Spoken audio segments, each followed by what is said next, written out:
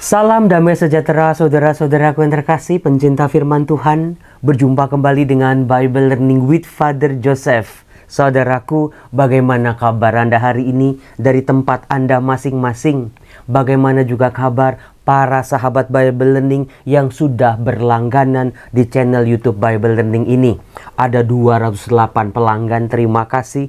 Di antaranya saya sebutin 5 ya.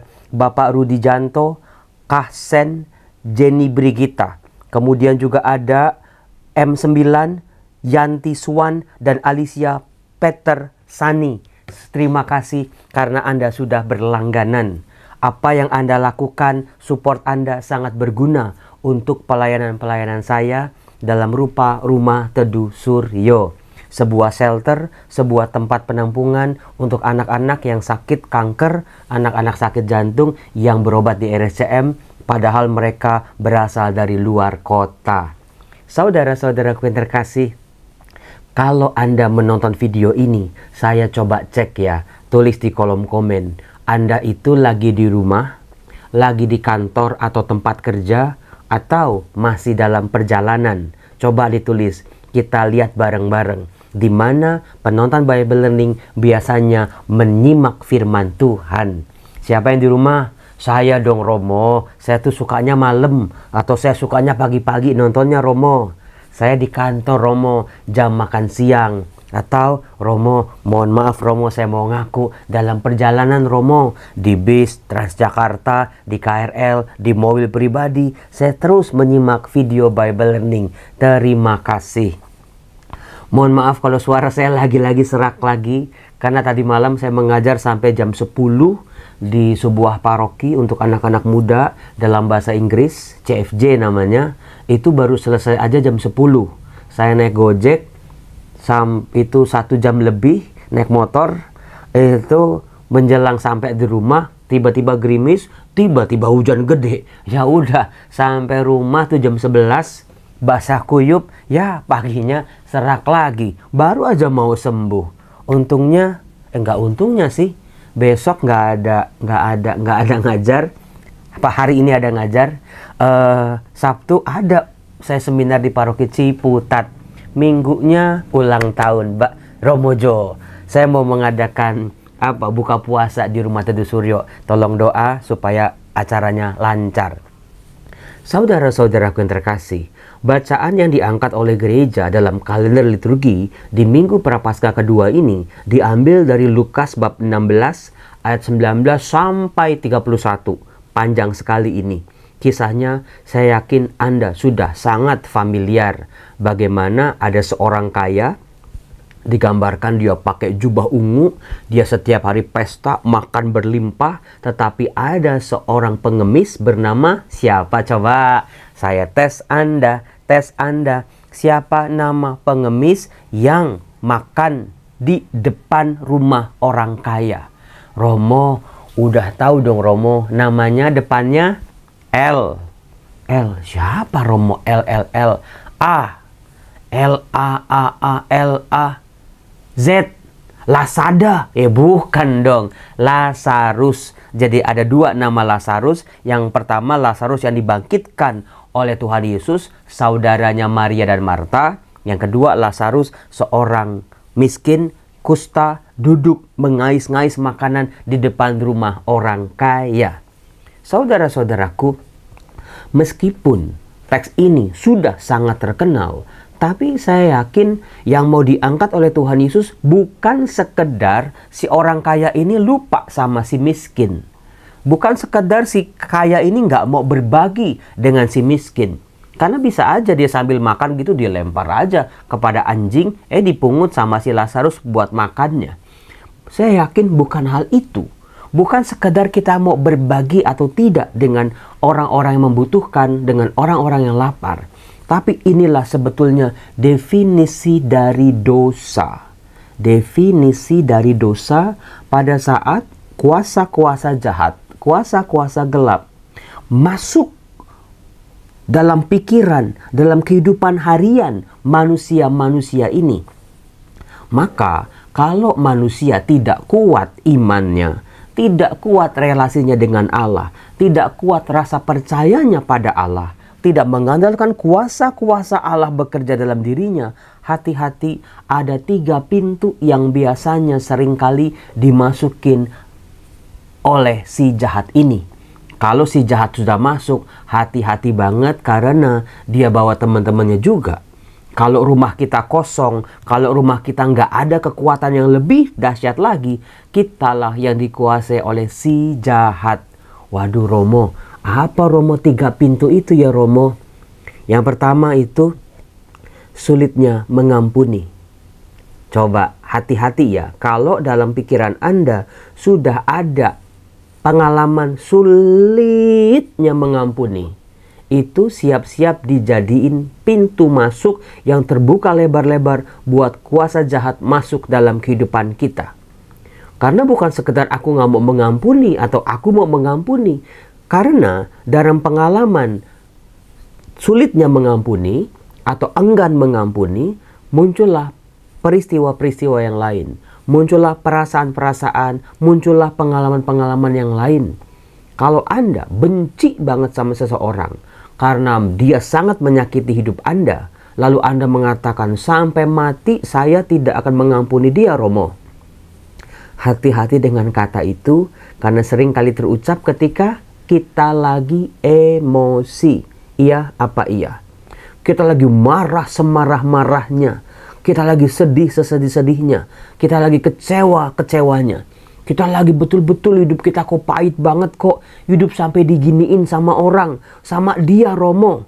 Apalagi sama saudara sendiri. Sama teman bisnis sendiri. Sama sahabat sendiri. Sama pasangan sendiri. Sampai mampus Romo. Saya nggak bakal ngampunin dia. Dari kata-katanya aja tampak kita lagi stres. Kita lagi tertekan. Kita lagi berbeban berat. Kalau dalam pikiran, dalam keputusan final kita nggak akan mengampuni, hati-hati. Itu pintunya lebarnya luar biasa. Karena apa? Si jahat langsung masuk, mencekokin pikiran kita dengan kebencian-kebencian. Lama-lama dendam. Lama-lama dengki. Lama-lama ya kita jadi manusia gelap. Terang dalam diri kita langsung pelan-pelan sirna, mati. Gelaplah hidup kita. Kalau hidup udah gelap, masa depan pun gelap, rezeki pun gelap, hati pun gelap. Gak ada lagi mengenal cinta, gak ada lagi mengenal kasih Allah, keberadaan Allah gak diketahui. Kita butuh Allah, ya lama-lama juga gak butuh. Lama-lama kita menjadi penguasa kehidupan ini. Persis seperti yang digoda oleh si ular kepada Adam dan Hawa di Taman Eden. Hati-hati dengan kebencian, kemarahan, keputusan Anda. Yakin, coba dipikirin sekali lagi. Kalau Anda memutuskan aku sampai mati pun gak akan ngampuni dia. Coba duduk tenang dalam diam. Nanti si jahat langsung akan mengatakan, ngapain sih tenang, bosen, sepi, gak enak, gak asik, percuma. Nah itu dia. Hati-hati, betul kan? Seringkali begitu. Ketika kita di saat teduh, waktu hening dalam doa, ada bisikan, percuma ngapain, udah terlambat. Itu bisikan dari si jahat yang masuk ke pikiran dan hati kita. Langsung tutup. Tuhan, aku mau mengampuni. Tuhan, aku mau belajar mengampuni. Mengampuni, lebih sungguh. Belajarlah mengampuni sampai diri kita nggak sakit hati lagi. Selama kita belum berani mengampuni, selalu membiarkan diri kita membenci dan membenci, betul-betul lama-lama kita gagal lagi, nggak maju-maju. Tapi belajarlah mengampuni. Kalau kita nggak ngampunin itu sakit lagi. Dengar dia, nama dia sakit lagi, kecewa lagi, marah lagi, tersiksa sampai seumur hidup. Tapi dengan mengampuni hari ini, aku mau Romo. Aku mau, betul-betul aku mau mengampuni. Tuhan, ajar aku mengampuni.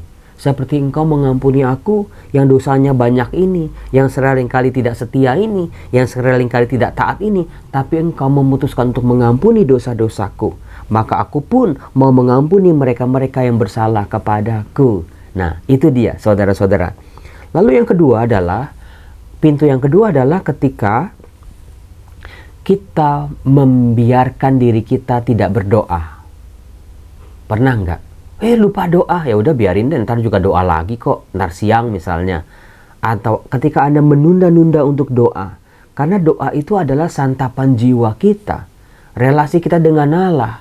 Ketika kita tunda, kita lupa, lama-lama apa? Aku nggak butuh doa, Romo. Iya nggak? Iya.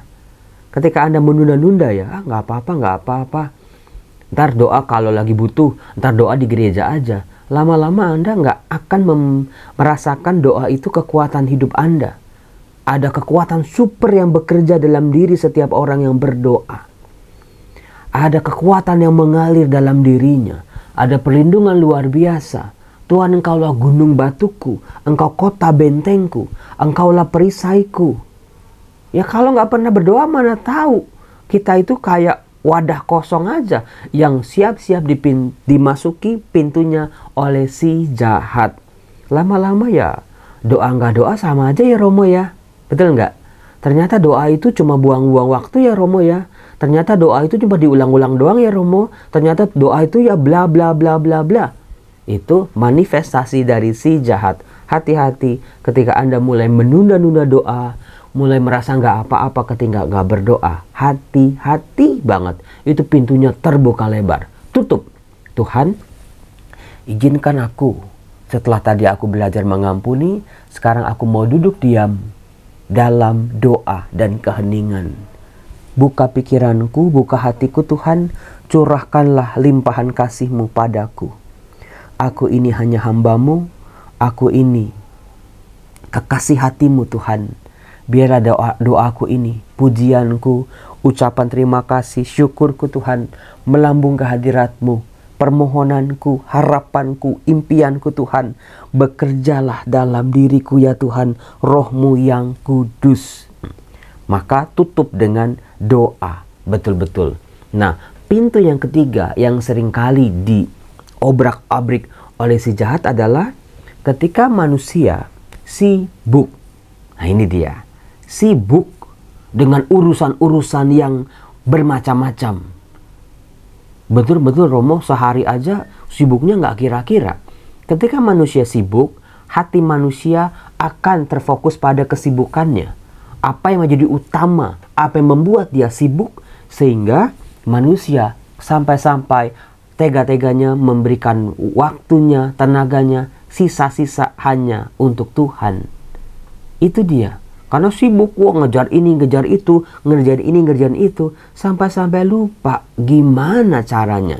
Maka dunia akan selalu dibuat sibuk oleh si jahat. Ya Romo, kalau nggak sibuk nggak tenang Romo. Kalau nggak sibuk kayaknya, waduh, banyak urusan Romo. Padahal, biarlah dirimu tenang. Kesibukan ya namanya juga manusia, namanya juga cari duit, namanya juga cari nafkah, namanya juga hidup di dunia ini. Oke, sibuk, tetapi jangan biarkan kesibukan-kesibukan kita merampok waktu kita buat Tuhan. Sering kali orang merasa, baca kitab suci buang-buang waktu, berdoa, ini lagi sibuk, sorry nggak sempet. Itu manifestasi dari si jahat. Anda sengaja dibuat sibuk. Sampai-sampai lupa menyapa, menjalin relasi dengan kekasih hati, yaitu Allah sendiri.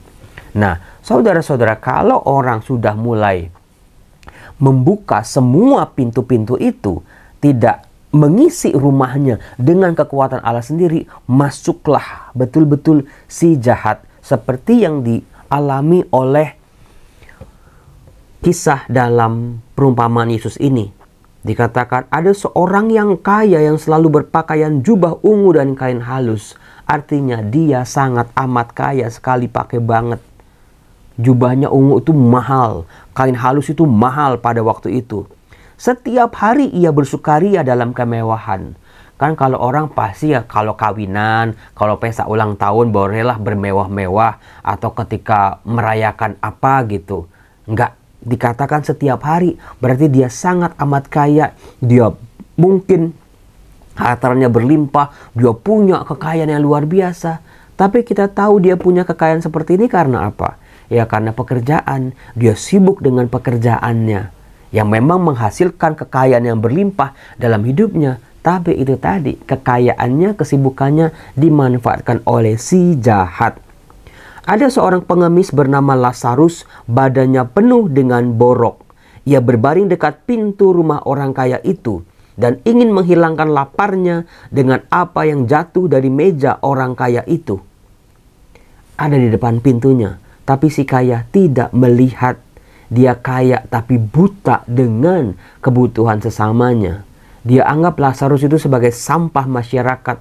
Orang males, gak mau kerja, penyakitan, najis, amit-amit, dan lain sebagainya.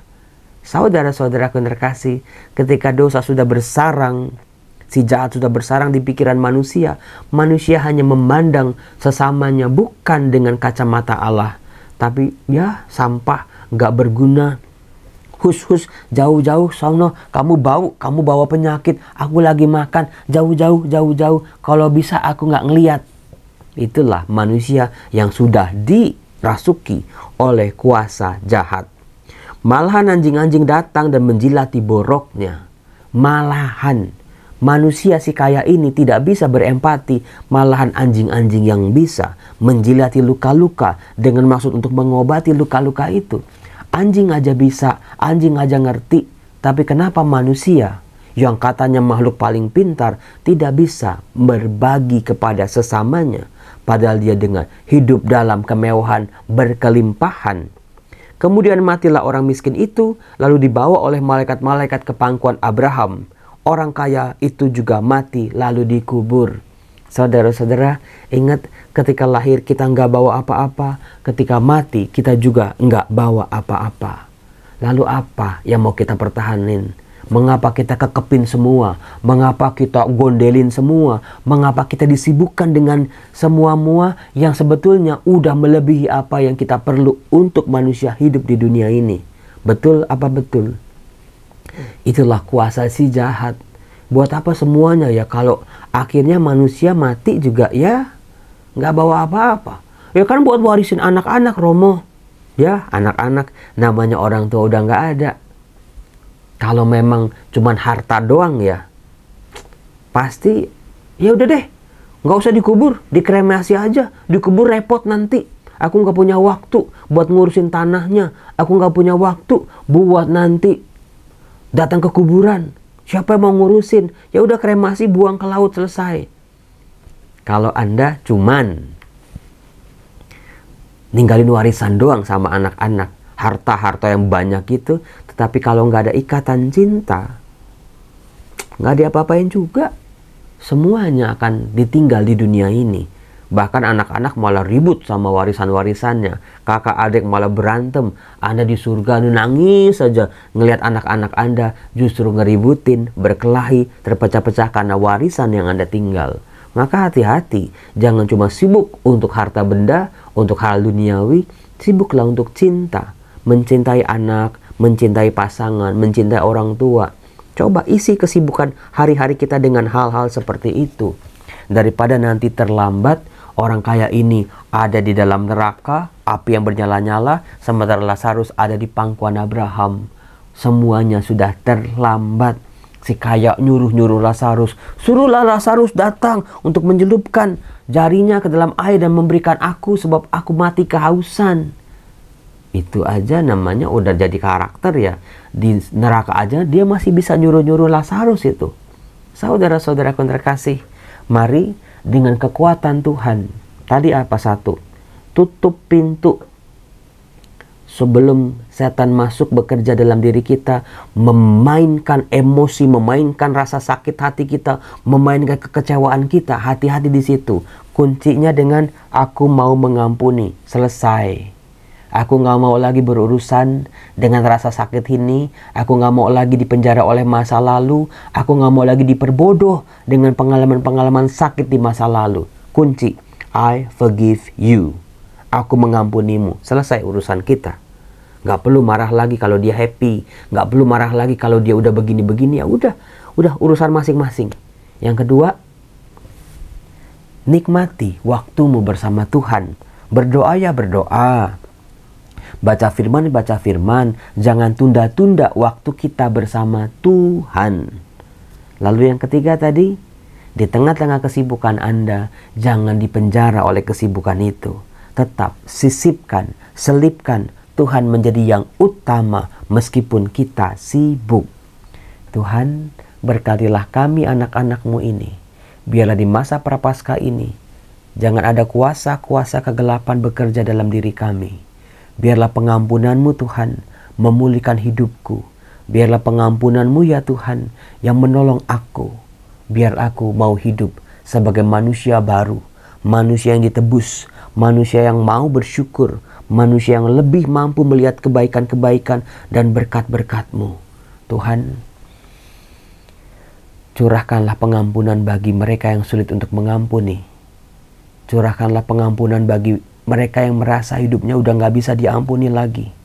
Panggil mereka, biar mereka juga memperoleh rahmat pengampunan di masa pertobatan ini. Dalam nama Bapa dan Putra dan Roh Kudus. Amin. Salam, Tuhan berkati.